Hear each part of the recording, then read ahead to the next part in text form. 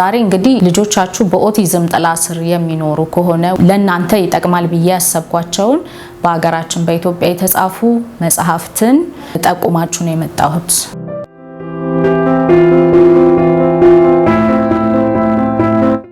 አይኔን ተመልከተኝ የሚለው በዶክተር ዮናስ ባህረ ጥበብ የተጻፈ መጽሐፍ ሲሆን ሁሉም በአንድ የሚለው ደግሞ በዶክተር መዓዛ መንከረ የተጻፈ መጽሐፍ ነው። በቅርብ ደግሞ የወጣው የኦቲዝም ሚስጥሮች የሚለው በዶክተር ሀዲያ ኢማሙ እና በታዋቂው ጋዜጠኛ መላኩ ብርሃኑ የተጻፈ መጽሐፍ ነው። እንዲሁም ደግሞ በኦቲዝም ጥላ ስር የሚኖሩ ልጆች እንድናቃቸው የሚፈልጉት 10 ነገሮች በሚል ርዕስ ወይዘሮ ትግስት ኃይሉ ተርጉማ ለሀገራችን አቅርበዋለች።